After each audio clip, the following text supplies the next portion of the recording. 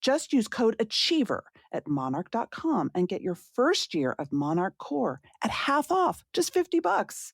That's 50% off your first year at monarch.com with the code ACHIEVER. With Shopify, nothing stands between your idea and a real business. So go make it one. Just go to shopify.com/anxiousachiever and start your free trial today and hear more sales go. Live shopping is so much fun, and that's why I love Whatnot, the largest dedicated live shopping platform. Just search Whatnot, that's WHATNOT, in the App Store. Download it, and you can start selling right away. Go to Amazon or physicianschoice.com and use the code PCPodcast10 for 10% off your entire order. You can also find Physician's Choice at all your favorite retailers. If you need a specialized freelancer, try Upwork. Just visit upwork.com right now. Post your job for free. That's upwork.com and connect with top talent ready to help your business grow. I'm Maura Aarons-Mele, and this is The Anxious Achiever. The title of this episode is, On the Internet, Everyone is Rich. Now, of course, that's not literally true. It stems from a conversation that I had a few years ago with a friend who is also a professional content creator. I guess you could call her an influencer. And she said, I just feel like compared to everyone else I follow, I'm doing so much work and I'm making so little money. And I actually knew the person she was talking about, and I knew that that person also wasn't having a very good year. And while I didn't spill the beans on my friend, I did say, you know what? On the internet, everyone looks rich. Because that's what we do, especially if we work for ourselves, right? We have to eat what we kill, and so we want to present a certain kind of image. We all look like we're killing it. But when it comes to the actual revenue we're bringing in, things get a lot more opaque. And today is a really frank and open conversation between two self-employed people who have definitely killed it at times, but have been having, in Jenny's case, a rough few years, and in my case, a rough year. And I really love this conversation because it's very honest about money and revenue, and also how we, as people who work in the field of leadership development and personal growth, try to thread the needle between believing the sometimes toxic positivity that we all spew about hope and resilience and rebirth and regrowth and pivoting, with the fact that you don't know if it will get better. You don't know if your business will turn around. This could be a failure, or as Jenny calls it, a flop. And that's something that we have to deal with. And how Jenny deals with it is with art and creativity and writing and putting one foot in front of the other, and her very special Mad Libs and permission slips. So this is a great conversation for anyone who's been just having a rough year, and I know many of you are. Jenny Blake. Jenny, I'm so excited. I inhale your Substack, and I'm really happy to have you here. Oh, well, thank you. And as I told you before you record, I've been longtime listener and admirer from so far away. And the day I saw you subscribe to Rolling in Dough, I squealed with glee. And I just thought, I must be doing something right if Maura's reaching out. So it's really a treat. It's like a culmination of many, many years of loving this podcast and what you do. So I'm thrilled to be here. Oh, gosh. Well, thank you. I mean, I'm struck in reading your body of work also. I feel like we might be the same person. So, but that's really a little bit of what I want to touch on today is you write so openly and so beautifully about the creative journey of not knowing as an entrepreneur and the stakes. And one of the things that I like about your writing and where I think we are not the same person, is that you are very hopeful and you look to art and nature and lived experience to inform that hope in your writing, which is so wonderful. Um, but I have a question for you, which I want us to sort of explore today, as well as you can share your story and your thinking with the audience, which is, what if it doesn't all work out? Um, it's something that I have been wrestling with myself in the past few months. I've had just a terrible year in my business, and I'm turning 50 this year, and I was like, what if I'm done? What if the pivot that I have embarked upon since 2022, when I sold my business and tried to do sort of workplace mental health full time, what if it's failed? And it struck me to be like, wait a minute, Maura, it can't fail because you're resilient and you're strong and you meditate and you do all the right things. And then it was sort of like, well, who says? Like, people deal with failure every single day. Why are you so special? So I kind of want to explore that a little bit, your own thoughts, where you are in your journey. Um, but let me start with a question that I like to ask people, which is, what is your relationship with anxiety right now? So many good questions in there. And I'm Mm. sorry to hear that it's been a tough year. I just want you to know you're not alone in that. I, for sure, have been going through a wilderness and what my friend Jen Smith calls a winter. She's all Mm. about your career seasons, and it's not just age based. I feel like so many of us were catapulted into the wilderness, and not necessarily right in 2020, although for some that was it. For me, it was like the years of fallout that resulted afterward. And that's what sparked Rolling in Dough. So Mhm. we'll come back to that, and we will come back to, because I started to get very angry at the platitudes that I had grown up hearing, like, do what you love and the money will follow. Yeah, if you love agentic AI, great, you know. And I do now. I'm like, I'm all in on that scene. But for years, I felt like I was in the desert, the wilderness. I'm using all these metaphors because I could not get traction no matter what I tried. Yeah. And the only thing I could do was write and share my frustration on Rolling in Dough. And I can look at you from the outside and just know that it's not the end. It's really the start of something much bigger. And yet, when you're in it, it's almost enraging when somebody says, oh, just chin up. And it used to piss me off. I kind of like lost friendships over Rolling in Dough because they kept wanting me to cheer up already. And I wasn't there. And I was single for a very long time in my 20s. And I remember people would Mm. say, you'll find the one. And I just thought, but what if I don't? You cannot guarantee me that. My life path, my soul may have different plans for me. And you cannot tell me, you cannot guarantee me that I will somehow find the one, this magical one. And I think that sometimes, I think after now these last 6 years, we're no longer as patient with these like meaningless platitudes about Mhm. life and work, because we've all been through such a ringer. Mhm. So yes, I've many more thoughts on that. My relationship to anxiety has turned a strange corner. It's kind of relating to that. I've always loved new technology. I grew up in Silicon Valley. And now that I'm seeing what's possible with agentic AI for small business owners, my third book is called Free Time. It's all about setting your time free through smarter systems. My second book, Pivot, did better with like big companies. And that's all about, if change is the only constant, let's get better at it. For the first time in 6 years, I feel like my whole career has been preparing me for this.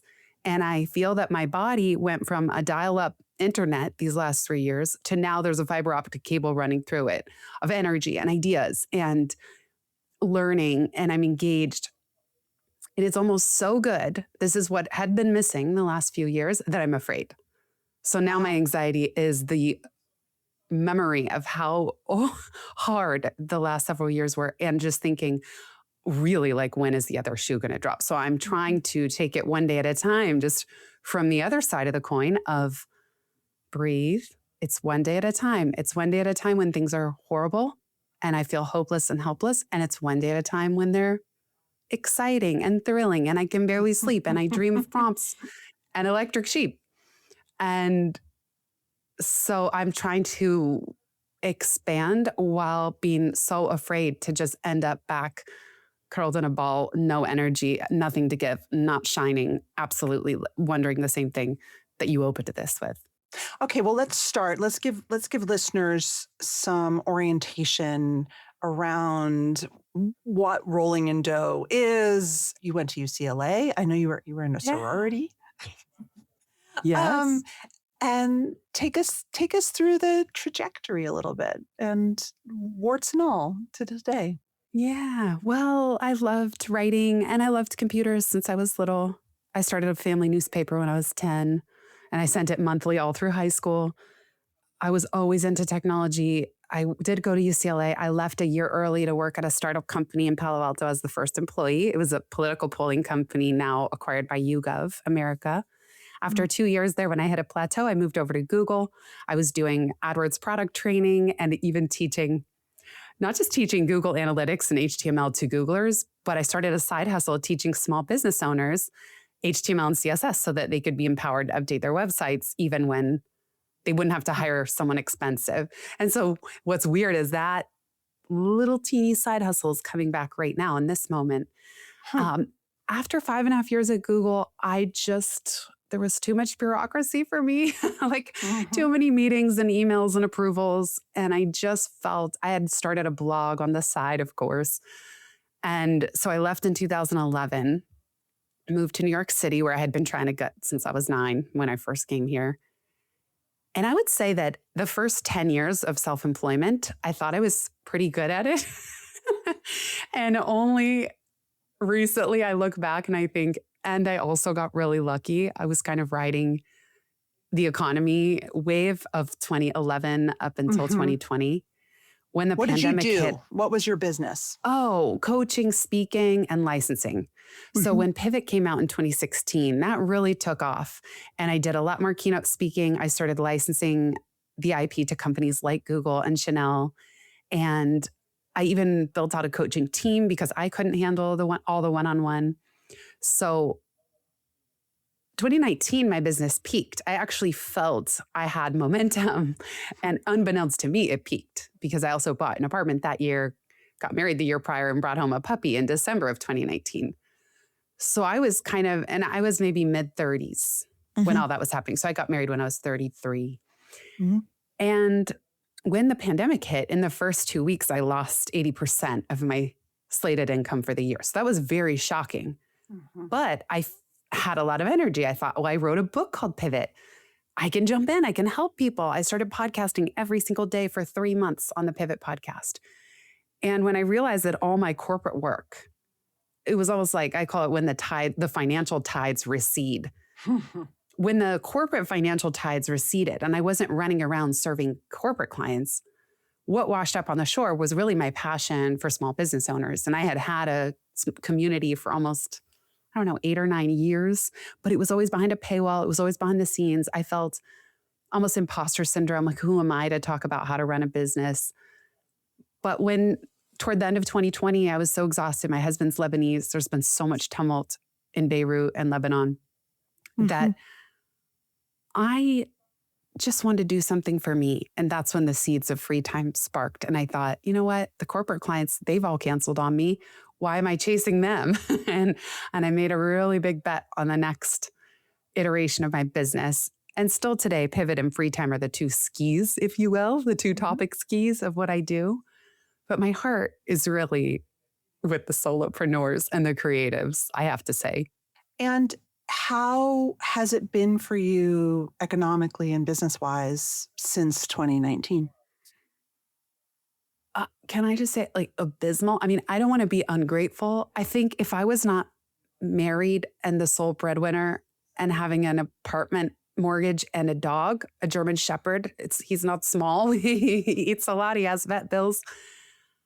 I don't know what I was thinking. That's the delulu that just had me thinking, yeah, do it all at once. Business was booming. I can afford this apartment. It was my dream to have an apartment someday in New York City.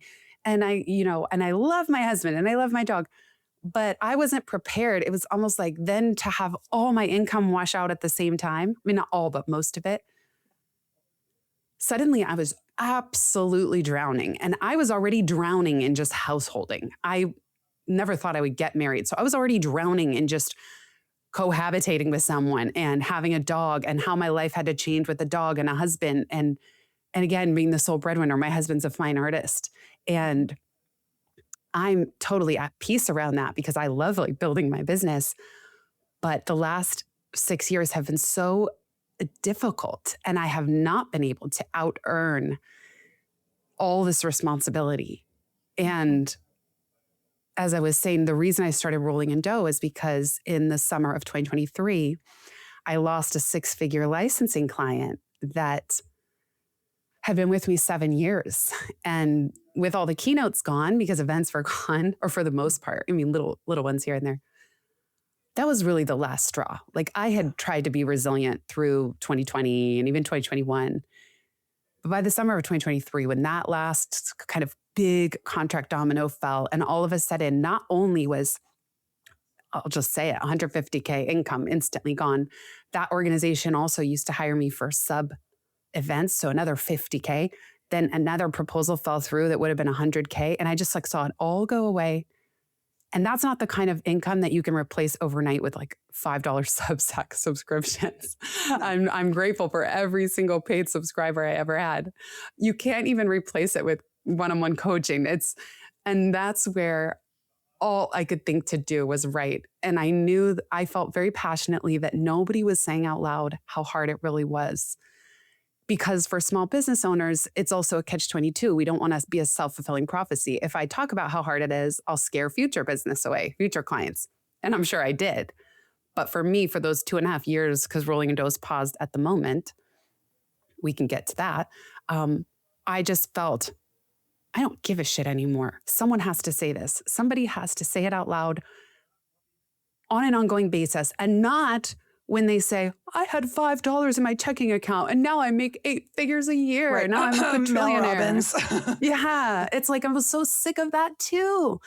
And I didn't want the shiny story on the other side. People always say, write from the scar, not the wound. Yeah, but then you forget what the wound is like, and you forget how hard it is. And you forget that you're not alone when it's hard. And I purposefully learned the skill of personal essay because I didn't want to be the expert anymore. I felt I had nothing more to say as far as how to do something. I could only say, here's my experience. I hope there's something in here for you. Or as you said, here are the resources and books and quotes giving me life. I hope you take something. But as my writing coach taught me, I had to learn not to tie the post in a shiny bow at the end. And like, and now here's the 5-step process that you too can get your laundry done. No. I know. I have so much to say. I mean, I had one of my favorite conversations ever with a fellow content creator once. And I was like, on the internet, everyone looks rich. And, that's with shiny hair. With shiny hair. That's part of the game. And I so relate to what you said. It's preaching from, I guest taught at Harvard Divinity School about boundaries in public speaking when you talk about sensitive topics. And, one of them, pastors in training, said, I was always raised with preach from your scars, not your wounds, because you don't want to hurt anyone's boundaries, right? You don't want to make them feel uncomfortable. But I think when you talk about the truth, especially about money, it's the opposite. People feel so seen. It's something I've been struggling with this year because I'm still out there as a speaker. I'm still out there as a coach, as a leadership trainer. But the truth is not shiny. And, in June 30th, 2025, I lost over $400,000 in revenue in one day. And then at the beginning of this year, another 200. So these are big numbers that we're throwing around. We're really lucky to have been able to bring in big numbers, but it's in my experience humiliating. That's the word that I want to use. I was unlike you, I had an incredible pandemic because I owned a business that really benefited from the pandemic. And then my mental health speaking business was on fire, just on fire. And my work until I would say about the end of 2023. And then it started as the world changed a little bit to dip. Um, but I did really well for a really long time. And I thought I had it all figured out. And the lesson in both humility, but also humiliation of this past year, um, it's something. I don't have the word for it. It's definitely unresolved. Well, those are two good ones that I felt so much too. Humiliated. I felt humiliated amongst fellow, like my peers, Mm-hmm. entrepreneurial friends who were kind of, I felt just watching me flail. And I started to feel like I didn't even belong at these events, masterminds. And the humbling. The humbling. I have come to think of it as the great humbling. It's Yes. like, and I think the author Elizabeth Strout says at least once in our lives, we will go through a great humbling. She said something like that I now keep with me. I'm curious for you. Yeah, like when you lost the second one, because the first one is shocking. And yes, they're big numbers. And also, 30% for taxes, operating expenses, People, staff, team, lawyers, software, agents. staff, all of it. There's a lot baked in to the big numbers and we don't have salary and benefits and health insurance and a lot of stuff. My mom to this day tells me I should still go get a job. I'm 15 years in. She just doesn't care what I'm doing. It's like, go get a job. To her, that's security. Oh, trust me. But for you, when you lost the second one and it sort of truly initiated the dark night of the soul, at least dark night of the business soul, how have you been grappling with that? How have you been processing it? So this leads me into another question I have for you. If you've been sitting on a business idea, Shopify makes it easy to make it happen. There's everything you need to start selling. It's included and ready from day one. So it's planting season. I'm a big gardener. I have been buying a lot of seeds. I buy seeds from this wonderful website called Renee's Garden. And Renee's Garden uses Shopify. I use the Shop Pay app. I check out. And then when I want to come back very soon, which I always do because I forgot a kind of seed, it's easy for me to check out with my information securely saved. I like to think about, how do you start an heirloom seed company? It's so beautiful. And clearly, it works with Shopify's help. Shopify powers millions of businesses worldwide, from household names like Mattel and Gymshark to small businesses, and my favorite, Renee's Garden. With Shopify, nothing stands between your idea and a real business. So go make it one. Just go to shopify.com/anxiousachiever and start your free trial today. That's shopify.com/anxiousachiever. Me and a lot of my friends were in perimenopause and we feel bloated and sluggish and constipated often, right? And I thought all that was normal until I started taking a probiotic, right? And I love Physician's Choice.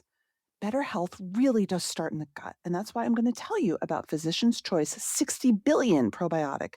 It's the simplest thing I can do. It's one capsule a day. What I love, it's not just one strain of probiotic, it's 10 different strains, all in one simple daily capsule, and it survives stomach acid, getting where it needs to go.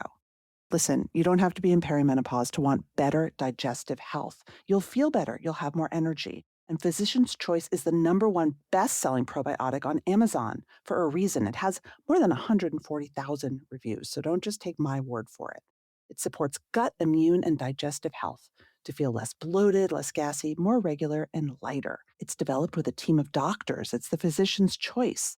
And it's made in the USA with a no-question 60-day money-back guarantee. Go to Amazon or physicianschoice.com and use the code PCPodcast10 for 10% off your entire order. That's PCPodcast10 for 10% off. You'll see the best results after a month or so. So invest in your gut, subscribe, and save for up to 40% off your order. My phrase of the year is ego death. I realized somewhere along the way that I wrote a book called The Anxious Achiever, so this is very on brand. I had become so addicted to achievement and so ego-driven that I hated who I was becoming. And I loved earning a lot of money, and I was proud. I built a business. I sold it. I built this other business. It was doing so well. Like, I started to feel like I really was better than a lot of people. And I was always looking around my shoulder. Everything was a competition. And social media only made it a billion times worse because everyone looks rich on the internet. And this sort of big humiliation and great humbling, I love that, sparked in me something which I didn't want to face in myself, which is that I had to kill my ego for a bit. I wasn't doing the work that I had said I wanted to do to help people, because my mission in life is to make work for everyone and to help people enjoy better mental health and well-being at work, no matter how their brain is wired. That got lost somewhere in the like stupid LinkedIn metrics. And oh, wow, she has 4 keynotes and I only have 1. So ego death. And I want to talk about your neck, because what I had this was only a few weeks ago, but I've had this horrible pinched nerve in my neck for years now. Terrible pain in my neck that won't go away. And I was in a Reiki session this past summer and I saw a dragon. And I realized that this dragon lived in my neck in the form of the pinched nerve. And sometimes it would breathe with fire, and sometimes it would quiet down, but it would never go away. And all I wanted was for it to fly away, but it lived with me, like in my neck. And then recently, a couple weeks ago, I was watching The Power of Myth with Bill Moyers and Joseph Campbell, which was something I watched as a kid. And Campbell says that the dragon, such a powerful figure in literature, in Western literature, is representation of the ego. And I realized that this is my bruised ego holding on for dear life, and Wow. it has to go. Wow. Sorry, that was a very... That's so powerful. No apologies needed. That's amazing. Yeah, our body is so smart, and it teaches us. It sounds to me too like losing those contracts was also, depending on what you believe in, God, a higher power, redirecting you, saying you're not on mission anymore, even though you have good intentions. Is just like a divine redirect. Saying, or Jenny, is that just woo-woo bullshit? And in truth, I better get my ass back working because I have 3 kids to put through college. well, we could say yes and. Sure. But I also think our body is such a teacher and a healer. And I do think our bodies also know when we're off track and they speak up. So it's like, if we're not listening to the signals in the world, if I won't even say the universe, we're not listening to those signals, then our body kicks in. I do think there is a larger intelligence at work in our bodies that know when we're off track, when the whole system is off track. And I'm sorry to hear about the nerve pain. That's what you were mentioning that I wrote about this summer after I started rolling in dough. Well, what happened was I was getting down on myself, like, I'm just being lazy. I need to work harder. All these messages that I had spent a decade rewiring, especially when I wrote the book Free Time. That's all about operating at the intersection of revenue, joy, and ease. It's arguing for, working less and setting our time free through systems so that, not so that we get more done. I don't care about efficiency. I care about it for my own time, but just so I can be at Central Park with Ryder. I don't care. I work 20 hours a week and I think that's plenty. I think that's full time. But when that wasn't working, I kind of had that gremlin that you just expressed of like, why aren't you just being lazy? And shame on you. The reason you're struggling is you're not working hard enough. Everyone else is. Get your shit together. 100%. And so for a quarter in Q1, to use biz speak, of 2024, I just doubled down, and I had a $50,000 tax bill that came out of nowhere because of weird stuff I had done when selling a house and investing, because I hybrid published free time. Lots of money was flying around in 2021. Oh my God, the tax bills. Every entrepreneur is listening and being like, oh my God, the tax bills. Yeah. And it's not like we don't plan, but it's like sometimes it does surprise you. So I doubled down, tripled down, ran around like a madwoman. And all the while, my neck had started hurting. Then it started to be where the dual action Advils 4 hours increments wasn't working. Then by the time I was set to facilitate a half-day strength scope session for this Google team in Seattle, I woke up that morning. I had been writhing in pain all night in the hotel room. I couldn't sleep. I was laying on the floor with my feet up on the bed. By the time I woke up that morning that I was supposed to facilitate, that they had flown an entire team out for, that I had flown out for, I was so nauseous I couldn't stand. I wasn't even done building the slides or the resources Google Doc. I had to call my husband. He had to open the slides. In my nausea, I had to walk him through how to finish these materials. And then I had to pray that somehow, some way, I would go from that state to somehow being able to fake it till you make it facilitate for 4 hours. And truly by the grace of God, or whatever you believe in, I was able to facilitate. I got back home to New York. I had 2 more events to show up for. And I'm like, come on, body, give me just this one more week, these 2 more events. I had a VIP day with a free time client. And then I had a career development symposium thing, which was going to be great connections for future work. And I'm in searing pain prior to both, but I charge through. I also don't want to let down my clients. I don't want to cancel anything at the last minute, and I need the money. And you know where this story is going. Sure enough, 2 days later, after I finished the last thing of this 3-month sprint, working in a way I know doesn't work for me, I woke up on a Sunday morning. I went to take Ryder out, and as I put on lip balm, I couldn't purse my lips. I couldn't smack my lips together. I went to take a sip from my water bottle. I couldn't, it dribbled out of the side of my mouth. And we get outside and we're walking. I'm I'm kind of dizzy. I can't see straight. I can't drink water. I'm drooling. I'm like, what is going on? I took a selfie. And when I came home, I said to Michael, can you look at my face? I can't do certain things. And the look of fear that washed over his face, he thought I was having a stroke. We rushed to the emergency room. They rushed us, usually wait 4 hours. They rushed us in for triage. And my pinched nerve in my neck had created Bell's palsy, which is facial paralysis on half my face. Some people can have that for 10 years, if not forever, because half my face was paralyzed. Thankfully, mine went away with a course of steroids and a muscle relaxer. So we spent all day in the ER. And 2 days later, Michael said, that's it. I'm walking you to Equinox on Monday. He took the subway because I was like, it's too expensive. No, I can work out at home. I can do other things. Equinox is a lovely fitness center, gym, spa, FYI, for people. I pay for the women's executive locker, which also includes a locker, 24-hour laundry service, tea, fruit. I pay $450 a month. To me, the way I was raised, that is effing sane.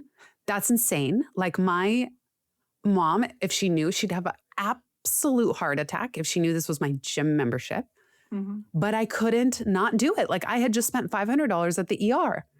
So which one do I choose? And now I call it the Spoffice because I go, I read, I get a little important work done. I work out, I swim, I do the steam room and sauna. I never would have done those kind of self-care things.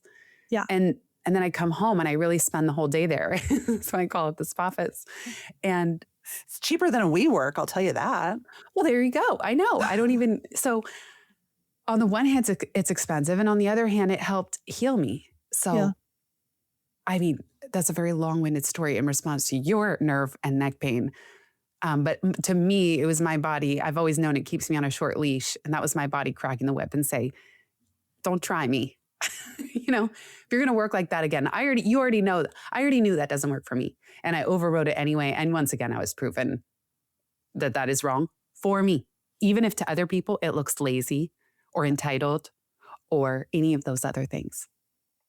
One of the things that I've always respected about you is, I think you said, I'm going to try to, I think you said in an interview that you're just not great at corporate life or at corporate working, and that you do work more limited hours than a lot of people. You have a lot of systems around it.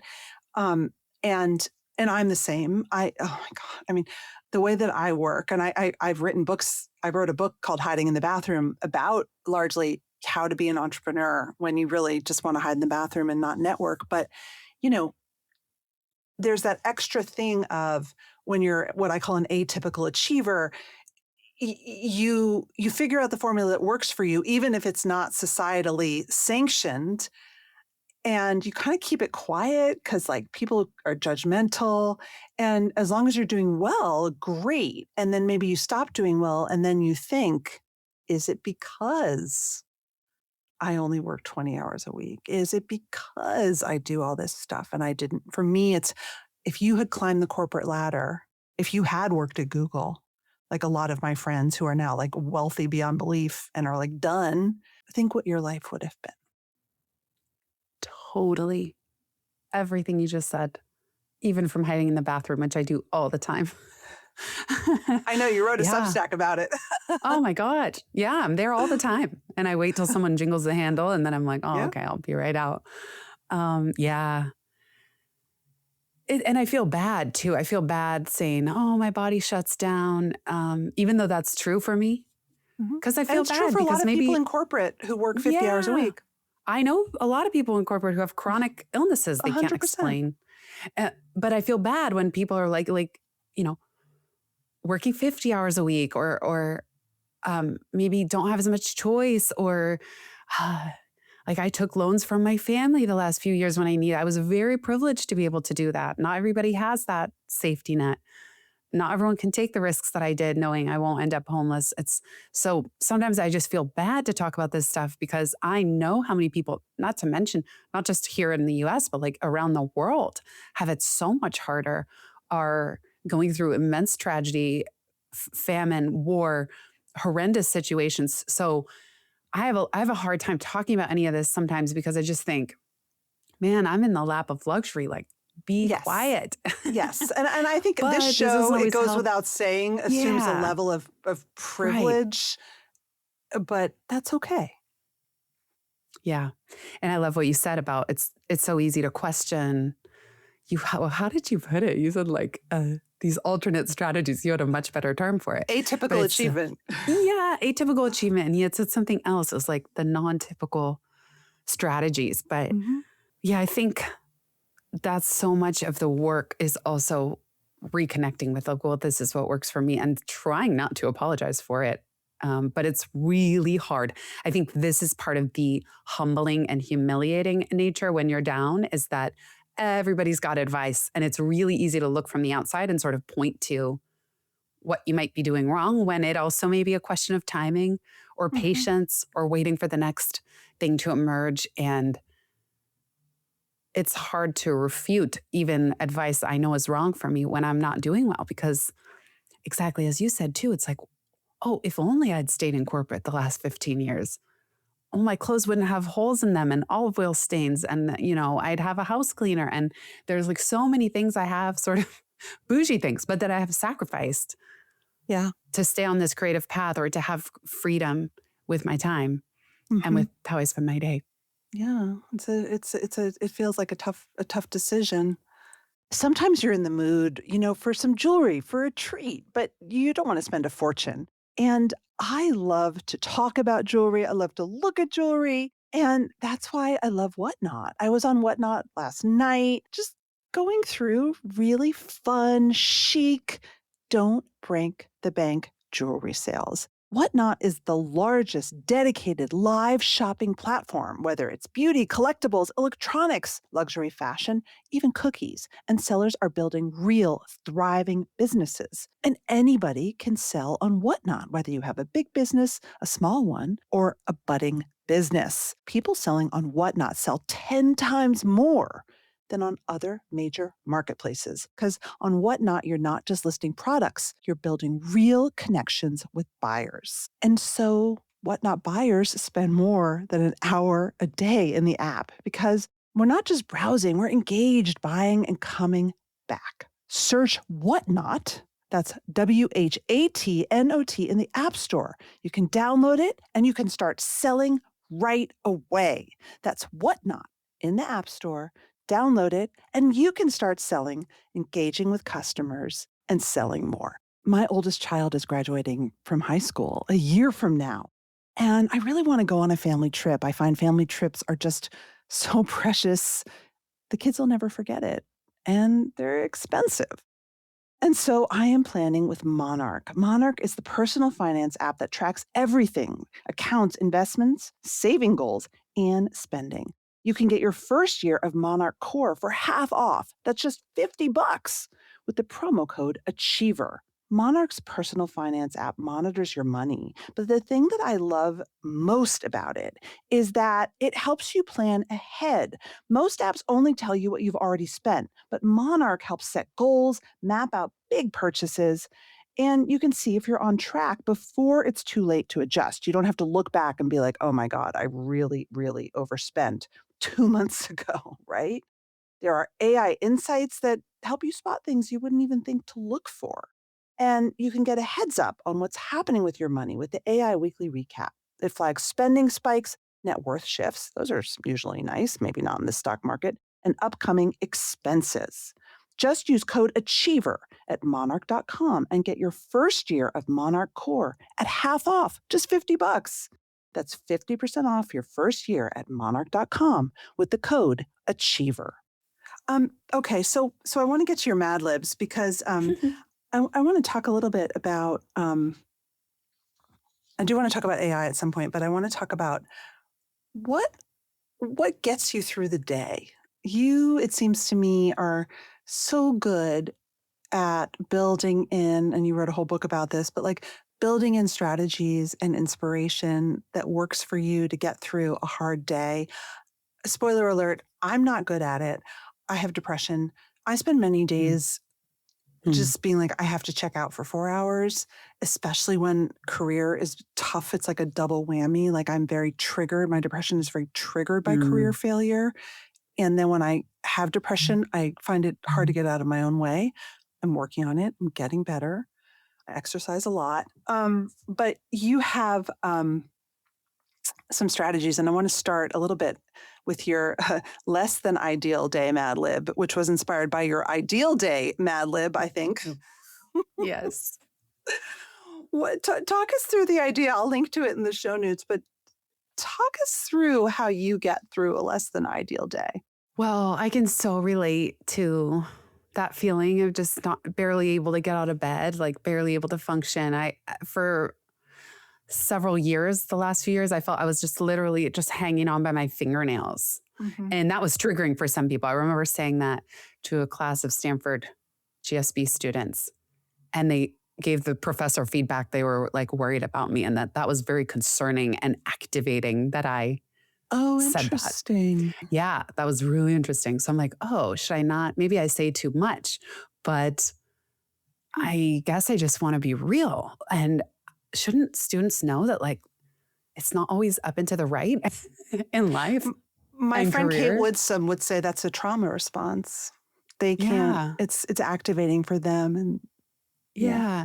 And part of Rolling in Dough is the study. I would like to teach a class on this someday. I have dreams of like teaching at Columbia, a class on flopology, which is like a prolonged, I define it as a prolonged failure to pivot.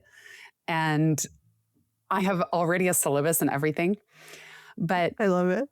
What gets me through the day, just like you, I mean, exercise helps, something, even 20 minutes of movement, even when I don't feel like it. But when I'm really down, I can't even get myself to do that. Writing morning pages, either written, I use a Remarkable tablet, or with voice dictation. My husband gave me that idea on Otter, or I use granola now. I love granola for my notes. Cool. So morning pages helps, kind of just a shower for your psyche, for one's psyche. Swimming has been really healing. And a lot of free time was about permission slips. It's just like you have permission to do nothing today, or you have permission to be bad at email for as long as you need to. After I had Bob the neck throb that led to the Bell's palsy, for the first time in 20 years, I did not care a lick about my email inboxes. I simply didn't care anymore. Yeah. I had been guilty, I call it micro guilt, for 20 years, constantly people pleasing in my inbox and fawning and apologizing that I was late and slow to respond because I always wanted to put so much care. And that phase following the Bell's palsy was so clarifying. I didn't care anymore. My job is to heal, period, end of story. Nothing will function if I don't go to the spa office every day and put myself first. And rolling in dough is really, I think rolling in dough itself was triggering for people because it's really studying the shadow of life, but specifically small business. It's studying failure, flops, regret, guilt, all these things like ego death. And for 10 years, when I was coaching, career coaching, I gave clients this ideal day Mad Lib. And that's one of my favorite exercises. It really still is to this day to help someone set a vision. What does success look like 1 year from now? But I realized with rolling in dough. Like and what's on, give us some questions that are on the ideal Mad Lib just to give us a sense. It's like you roll out of bed at blank o'clock and you fill in your ideal wake up time.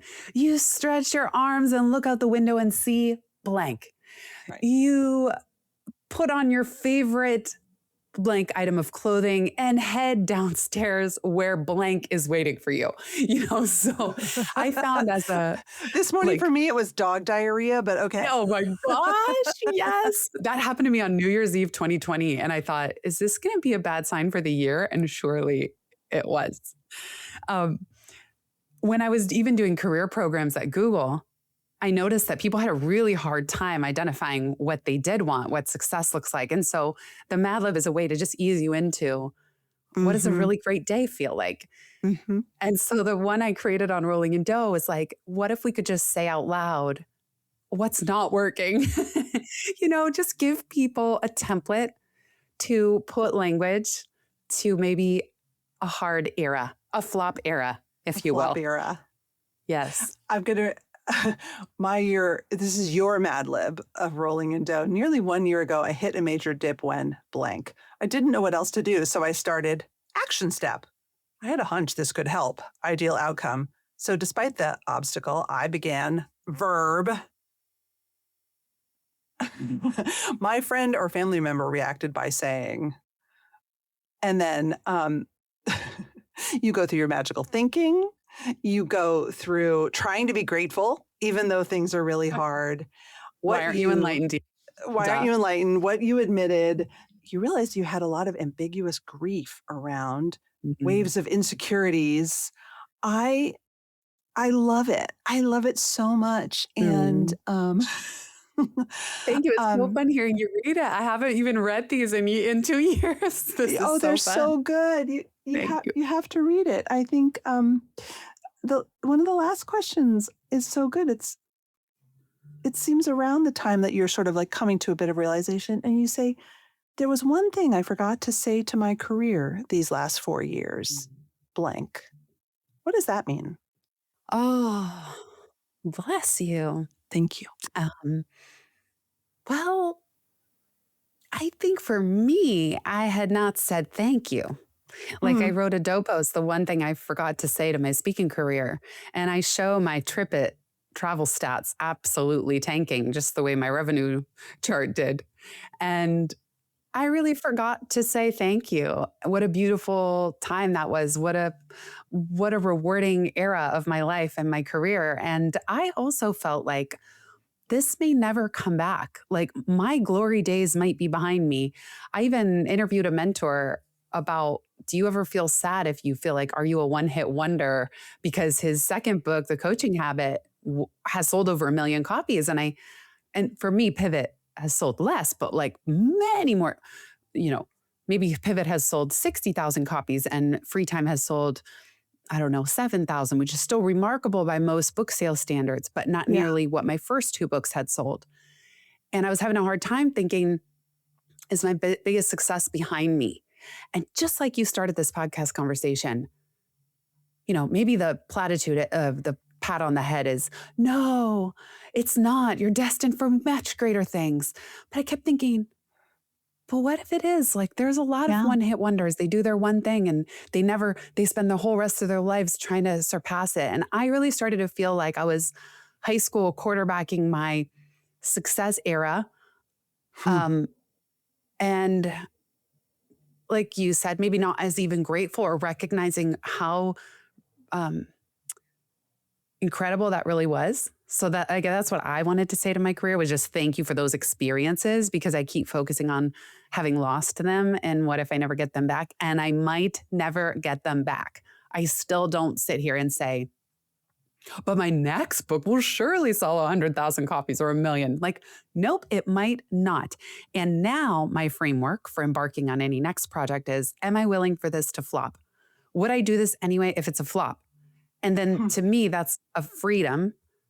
Go right ahead, because I won't be going into it with any delulu thinking that this next project is going to be the one, or this one's going to save me. No, it might not. It probably won't, especially a fourth book. Like, we know that, I love books. I cherish them. They're everything to me. But books every year seem increasingly harder to sell if you don't have $500,000 to throw at your launch, which that's what I get compared to spare around. Did you fill in any of the Mad Lib? I want to know what what would you say to your business these last 6 years, or the duration of it? 20 years. 20 years. So I would say, well, not 20. I would say that I was an accidental, my career. I was an accidental entrepreneur. I started freelancing in 2009, incorporated my business in 2011, sold it in 2021, finished with it in 2022. And then these past 4 years have been really working in workplace mental health and leadership advisory. What I would say to my career, starting at when I thought about this when I read your Mad Lib this morning, is that there was a phase of my life, probably 35, 36, 37, 30, where I was doing really well. And I invested so much in how I looked. I had beautiful clothes. I had beautiful handbags. I flew to New York to get my hair done because, God forbid, I got my hair done in Boston. And the way that I was raised made me feel like I had finally made it. But what I really felt proud of was the rooms that I was invited to be in. And I can even smell how I used to smell when I would always take the shuttle. I live in Boston. I'd always take the shuttle to New York or DC and be in these incredible rooms. And now I sit home in my sweatshirt and I'm like, I'm grateful for those times. I'm sad, but I'm really grateful. And I think if it never happens again, I will be okay. My dear friend and mentor, you mentioned one of yours, my Callie Yost, she, like me, does kind of, Callie? I love Callie. Oh, what a dream. The two of you. Oh, I didn't know that. Okay. Callie is the wisest. She's been on the show, listeners, but and she's the world's expert in high-performing, flexible workplaces. But she's been doing it for 30 plus years. And it's been lonely. And now it's not lonely, obviously. And she just tells me, what you do really does matter. And someday, maybe people will cotton on. And if they don't, are you still willing? And I sort of am like, I'm still willing. I have very real financial concerns because I do have 3 children to put through college. Like you have a big mortgage. But my choice this year is to kill my ego and lean into the work. If the work a year from now is still not remunerative, then I have to figure this out.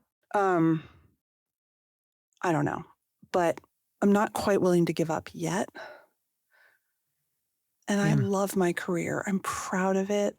I feel like I did a lot, and if it's over, you know, it's over.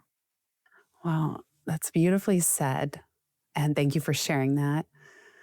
And I think we have been doing this long enough to also trust our gut. And it's like, me too, even as bad as it ever got, my gut always just said, keep going, find a way. Like I still wasn't willing to give up. Mhm. And so Mhm.